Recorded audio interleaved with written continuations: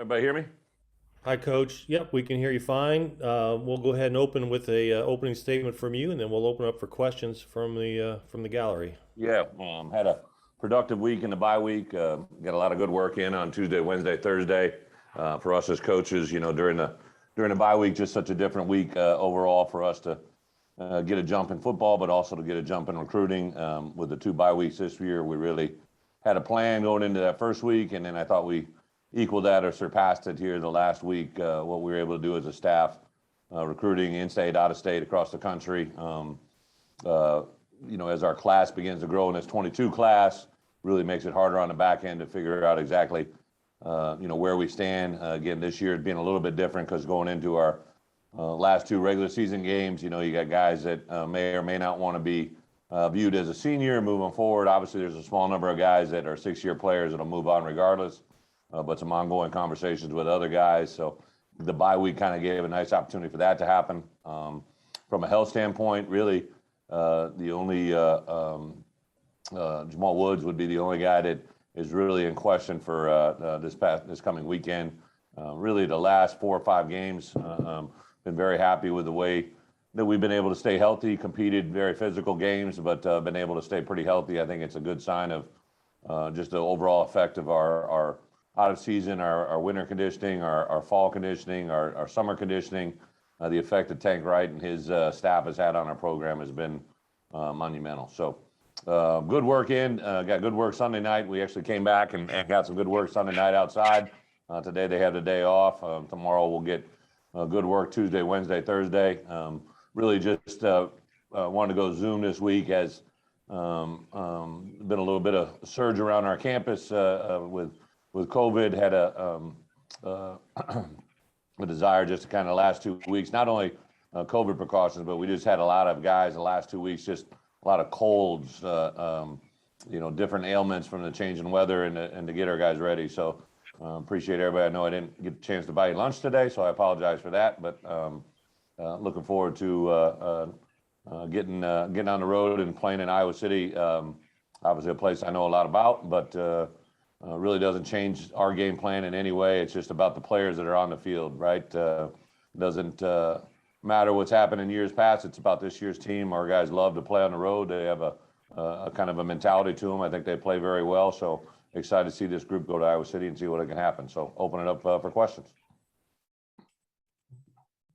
Coach, with Coach Walters, is the contract extension, did you have some concerns that other schools would come in and try to poach him away from you? Bob, great question.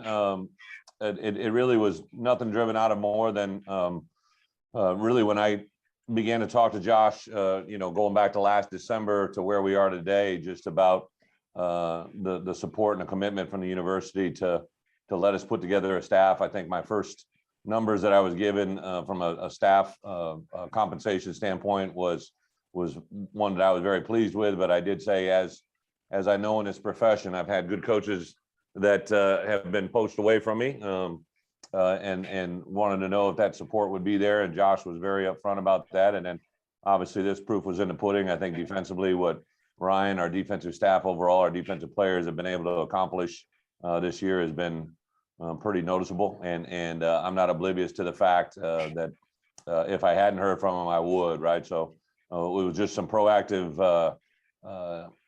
action by Josh, and give a lot of thank you to the University of Illinois in general, just the support that they gave, the way Josh was able to go through this. I had some preliminary conversations with Josh going back to our first bye week, and before that even, he kind of took it and ran, and then we made some proposals to Ryan and his family and his people right after the Minnesota game, and obviously to come up with that announcement yesterday was awesome for a variety of different levels. But very excited for Ryan and his future, and love working with him on a daily basis. One more, head coach, have you had $1 million assistant coach on any of your staffs before? $1 million? No, I don't think so. Close, but no. I did give Ryan a little bit of heat. I told him, I had when I was a defense coordinator, or as a co-coordinator and coordinator, I had #1 defense in the country, and I think the most I made was 185. And in my first year as a head coach, I made 750,000 and went 12-1. So that wasn't that long ago. I'll have you know too. That was 13 years ago. So the price of doing good business has gone up dramatically. Thanks, Coach. Hey, Bret, just to be clear, with the surge of COVID on campus, are you guys experiencing any COVID issues within your program? Really, I think the first one, if I'm not mistaken, Joey, was maybe, I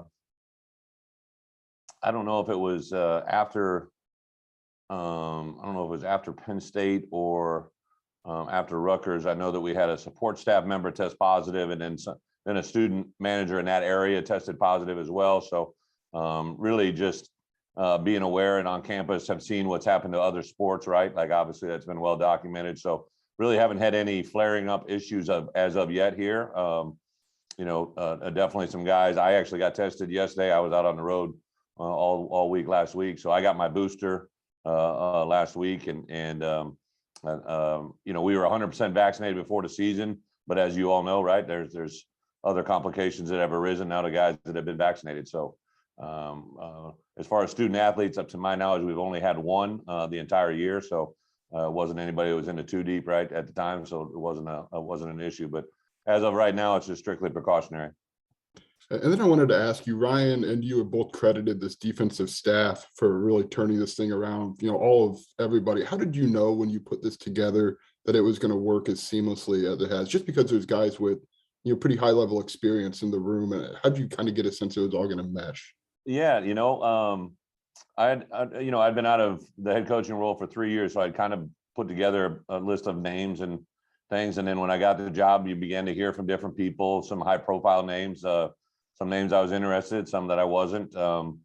Actually, Jeremy and I kind of met for the first time on this very subject where, even people that I've been associated with in the past that were rumored, I never really even talked to. I really brought three people on campus. Ryan was actually my first, and he just lasted an impression in me that made me go to the only guy that I offered the job. And again, I'd known him indirectly through some people. I might have met him once or twice on the road or in a professional environment on game day or whatever, just competing against him, but had never spent much time. But I had this formula. I would bring a coach in. I would basically have him here for a 48-hour window where I would sit down, get to know him a little bit, then talk about teaching philosophies, then talk about coaching, and then kind of just progress through that. And I just felt the way Ryan's demeanor was, he was really very similar to me in certain concepts and thoughts, but he was also completely different to me in personality, and not totally different, but he's just a different kind of person. Very, very easy to get along with, very composed. I thought he'd be a great demeanor. And then I kind of already knew the direction I was going to go. I was very interested in JMO, Aaron Henry, Andy Boo, and Kevin Kane. I didn't know if I was going to be able to get them all, but I did have the conception that if I could get my hands on some guys that I knew they'd work well with Ryan. Thanks, Bret. I'll send my lunch receipt your way. All right, appreciate it. Hey, Coach, I kind of wanted to ask about Coach Walters as well. Obviously, on Twitter yesterday, a few players were tweeting their congratulations to him. They seem to really have connected well with him. What is it about his personality that you think the players have connected well with?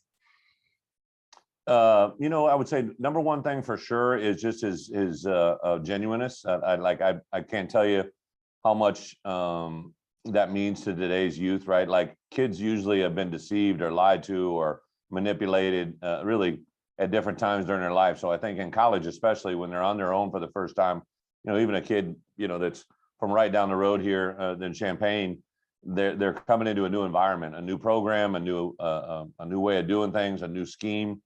And I think the genuineness of Ryan's approach to each one of those players, he's going to be honest, he's going to be real. He's going to, work very hard to give them the best plan possible and put them in the best position possible. And I think they feel that and gravitate. Now, all the other things, he's got great demeanor. He's fun. He's got energy. He backs up what he preaches.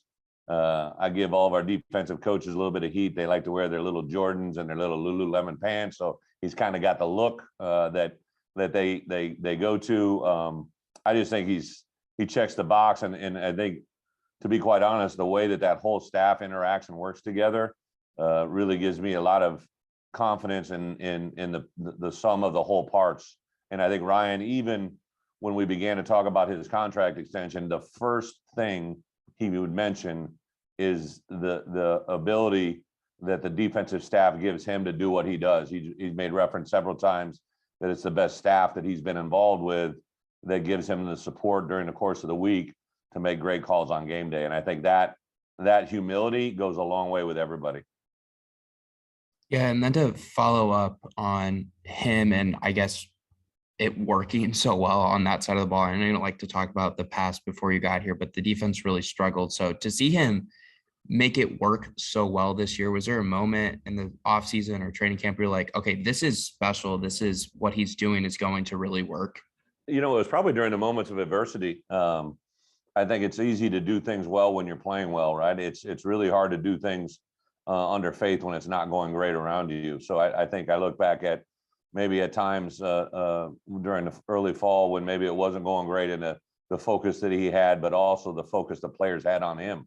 And then really the aha moment for me literally was I had talked to him about in the spring about whether he wanted to be up or down. And I had always been down during my career as a coordinator. I thought because it just gave me a chance to see the players' eyes. I know I bonded well with them. I reacted emotionally with them very, very well. I knew how to take them to the highs and get them out of the lows. And I felt those same things with Ryan. One of the great parts about working with Ryan is I've had a lot of sidebar conversations with just him about becoming, a really good coordinator, but also taking that next step. There's no doubt in my mind he'll be a head coach at some point in his career. And I've been trying to kind of feed him little things along the way that will let him enable to be better at that and be prepared when that moment comes. So when he came down on the field and the immediate impact he had on that game, I was actually literally in my notes to talk to him on that Sunday, and he came into my office. And he goes, "Hey, I think I want to go down," and that just made a moment in my mind where I'm like, I think like he thinks like I think. This is a really good thing, and obviously the proof has been in the pudding.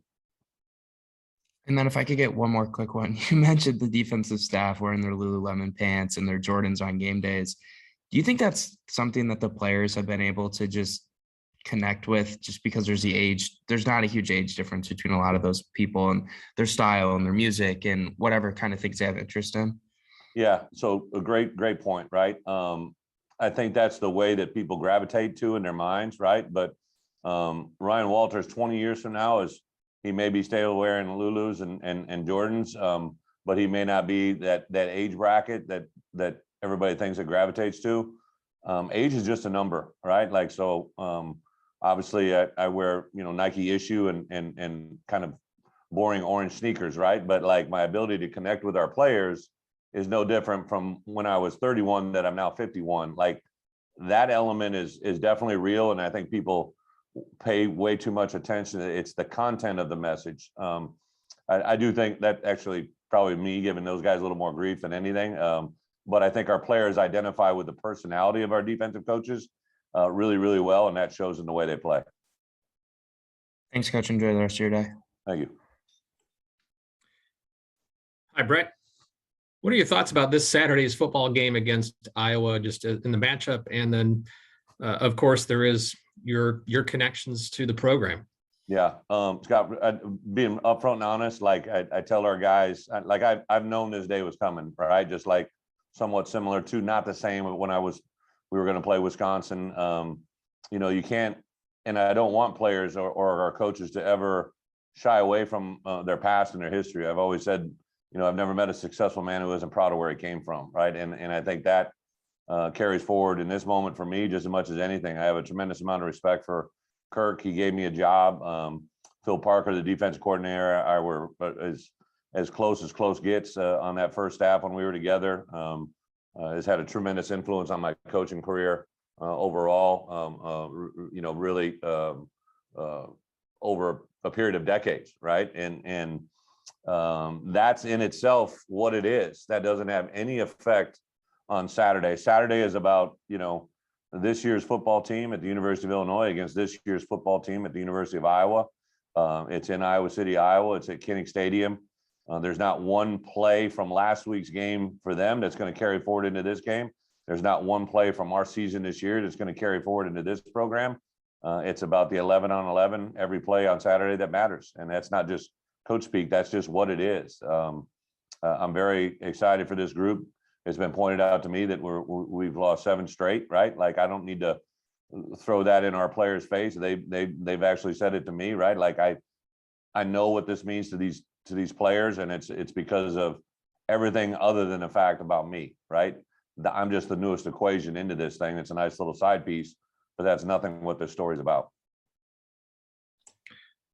And then this is the time of year when you start to hear chatter, and I have no idea how much of a possibility it is, but you hear talk of 5-win teams being invited into bowl games. Do you have, at least in concept, any thoughts on that, or is that for later? You know, again, great story, great concept from the outside world, but this week's game is about this week's game, and it's not because of potential bowl eligibility. It's because it's an opportunity for us to play a Big Ten West opponent, to a team that's in contention for the Big Ten West title, for us to play a team that we haven't beat in 7 years, for us to play a team that is going to be on our record or on our schedule every year, year in and year out. This is a measuring stick for us, right? This is nothing to do with about anything in the future or what's behind us. What I want to know is I want to know what the University of Illinois football team in week 11 or game 11 of the 2021 season, I want to know where we're at. And that's the challenge we've had to our guys every week. And it's nothing that's going to change as we move forward, because, you know, to get to next week is just a matter of calendar days. What we want to do is get to this opportunity on Saturday and see what happens. Thank you. Yep. Hey, Brett. Obviously, when Josh hired you and you guys talked about sustained success and everything you'd learned in your stops before of programs you can emulate, you know, kind of model yourself after. And Iowa's sustained success, it feels like every team is similar, right? And then every year they kind of have a good team. What did you learn under Hayden in your 1 year with Kirk that has led to this for Iowa? Yeah, so I played under Hayden from 88 to 92. Then I GA'd for him for a year, 2 years, worked for him for a couple of years. And then I actually worked for Kirk for 3 years. And I think that the common element that I learned from both of them was to be who they are, right? Coach Ferentz was completely different than Coach Fry, but they were very similar in a lot of different ways. I remember that first year, I believe we went 1-10. The only team we beat, I believe, was Northern Illinois. And then that next year we won 3 games. And then my third year with him, my final year at the University of Iowa, we won, I believe, 6 to get bowl eligible, and then won 7 to be in the bowl game. We beat Texas Tech, and then I left for Kansas State. And I remember Kirk was adamant about never skipping a step to get to where we want to be. He was adamant about doing it and building the foundation to build it the right way for a long time. And that's definitely carried forward in my thinking here. There's little things I do every day that I'm like, oh, that's such a Hayden Fry thing right there. Like, I know it, but no one else really knows it. Nobody in my building knows it. No one in my staff meeting knows it.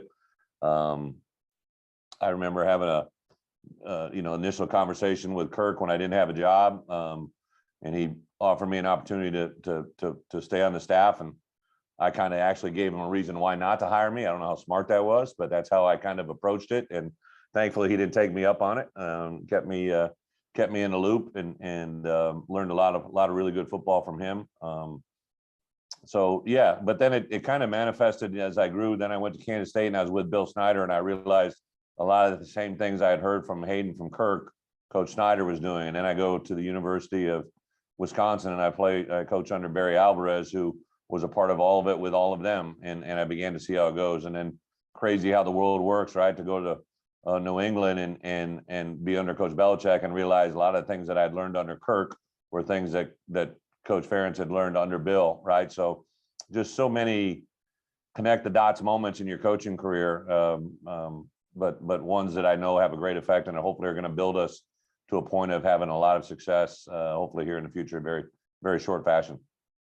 You mentioned how recruiting was probably even better this weekend for you guys on the off week. How much does those 2 wins impact that? And what's kind of this last month like for you guys, staff, as you kind of wrap up this class? Yeah, I was kind of, for me, I was in kind of one region of the country on Sunday and Monday, and then in the other part of the week on Thursday, Friday, Saturday, I was a little bit in a different area of the region, but the reception was still equally great. Like, people were just very, very positive.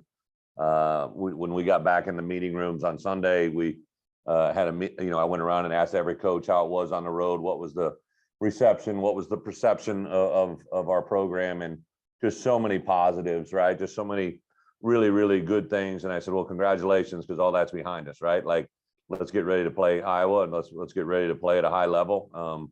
Because I think people have human nature too much into their DNA, right? They begin to feel good about things. Like, those 2 wins on the road mean nothing, right? They're good.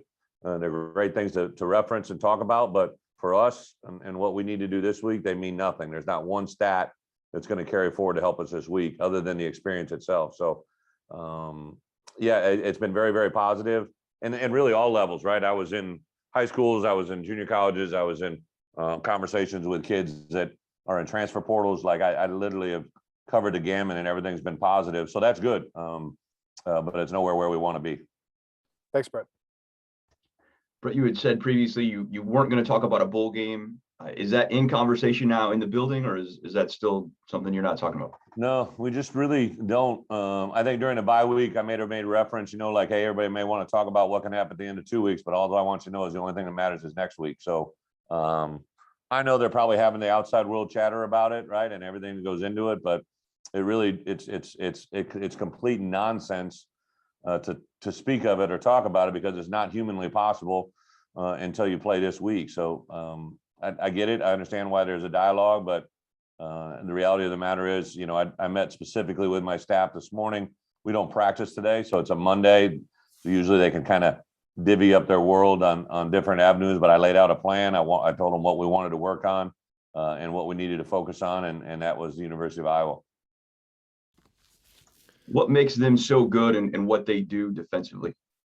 It's just ingrained in what they have done for a long time. I was there over 20 years ago, and the reality of what they are doing now is in core a lot of the same things. They just do it extremely well. The players are very versed. They know what they're doing. They know the answers to the equation or to the problem a lot of times before they get to the sideline. I think their linebackers and secondary, I think in particular 31 is an extremely intelligent, focused, good player who plays at a high level because he just knows exactly what he's doing and why he's doing it. Their 2 edge players are phenomenal. I have a couple of defensive backs that really do a great job of controlling the game. Phil Parker, their D coordinator, is a guy I've had great respect for since the day I met him. Seth Wallace, their defensive line coaches. I just have a lot of respect for everything that they do defensively, because they're really good at what they do. They know their strengths and they minimize their weaknesses, and they play extremely hard. Thanks, Bret. Hey, Bret, I just got one quick one. Offensively, it seems like Big Ten West kind of team. What are the challenges of Iowa there? I was very interested to watch the game Saturday. To be honest, I came back off the road recruiting wise, got here about 12:30, went over and tested. I was in my office, watched the first half, basically the first half and a little bit of the third, the Minnesota game, and I wanted to see what with the quarterback, who was in there, what that was going to do, if it mattered or if it changed. Kind of thought going into it that would be more of the same of what they did. Now he's maybe a little bit different athlete than the other quarterback, but they've used him a little bit more on the edges, moving him out of the box on some throw games. Their running backs are very efficient. I thought the game Saturday was a little bit more of the same of what I've seen for years out of them. Their center, in my opinion, is probably one of the most complete centers I've ever witnessed and seen. Very athletic. What he's able to do from a football standpoint fundamentally is really, really high level, as well across the board. Their tight end, Laporte, is a very, very gifted football player. Again, I think it's just interesting, right? Like, we're playing Iowa. Last week we played Minnesota. We played Purdue. We played obviously Rutgers. There wasn't so much there as far as, but when I go to all these teams, there's Illinois players on every one of these rosters that are at the highest level of their success. And Iowa is no exception, right? They've done a really good job of recruiting in this state. So the message we've said from day one about controlling the state and being able to keep the players we want here at home. I know we're not going to bat 1,000%, but we sure as hell better try, because if they're from Illinois and they've been in these programs that know how to play good football, and it means a lot to them. They've been really successful to that point. So again, there's more players on that roster that I wish were here at the University of Illinois. I'm not saying anything about it. I just know we can do a really good job of recruiting our players better to stay in state here, and how much that can affect our program in the future. So that's going to be another key part of this matchup on Saturday. Thanks, Brett. Yep. All right, Coach. Hey, we appreciate your